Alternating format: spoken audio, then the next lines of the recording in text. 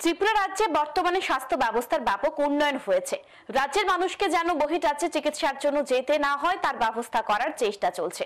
বিজেপির doctor sell আয়োজিত রক্তদান শিবিরের উদ্বোধন করে কথা বলেন মুখ্যমন্ত্রী ডাক্তার মানিক সাহা। বিজেপির ডক্টর সেলের উদ্যোগে রবিবার অনুষ্ঠিত হয় স্বেচ্ছায় রক্তদান শিবির।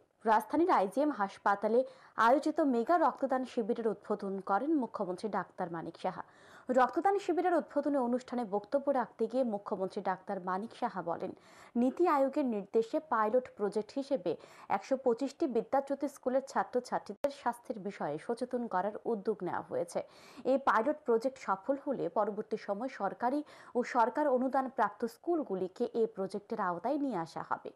ত্রিপুরা রাজ্যে বর্তমানে নেশায় আসক্তের সংখ্যা বৃদ্ধি পাচ্ছে। নেশায় আসক্ত ও নেশা সামগ্রী বিক্রেতাদের চিহ্নিত করতে হবে। নেশার বিরুদ্ধে প্রতিরোধ গড়ে তুলতে হবে। সরকারের নজরে নিয়ে আসতে হবে বিষয়গুলি। বর্তমান রাজ্য সরকার মানব বান্ধব। সরকারের একার পক্ষে নেশা মুক্ত ত্রিপুরা রাজ্য গড়া সম্ভব নয়।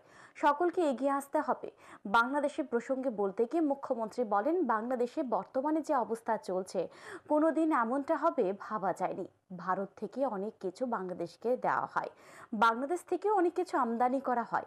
বর্তমানে এই আমদানি রপ্তানি বাণিজ্যের মধ্যে সমস্যা দেখা দিয়েছে। এইভাবে বেশি দিন চলবে না।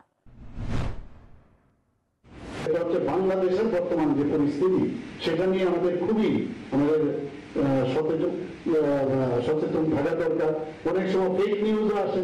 ফেক নিউজের কারণে যাতে আমরা ভাবাবেগে ধাবিত না হই, আগে খবরটা নিই সত্যিকারের কি হয়েছে, তারপর আমরা বলবো বাংলাদেশের এখন বর্তমান যে অবস্থা চলছে কোনো অবস্থায় সেটা আমরা কোনদিন ভাবিনি।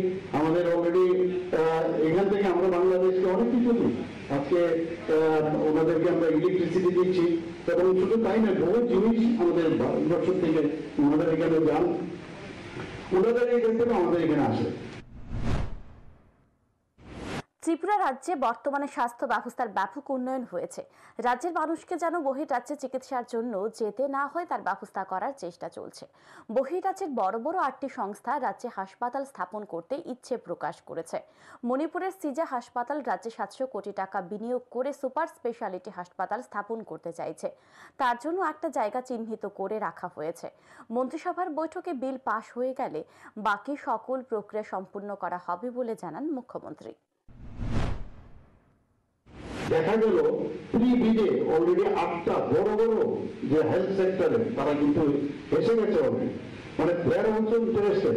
তবে এখন ইনভেস্ট করার জন্য মানুষ আসছে। এর মধ্যে সিজা হসপিটাল আপনারা জানেন, যারা কিডনি ট্রান্সপ্লান্ট এর মধ্যে 2টো পেশেন্টের করেছে, তো ওনারাও ইচ্ছা প্রকাশ করেছে মণিপুরে ওদের বিরাট ওদের হসপিটাল এবং নর্থ ইস্টে ওদের খুব নাম আছে, ওদের নাম ডাকা আছে, বিরাট টিম।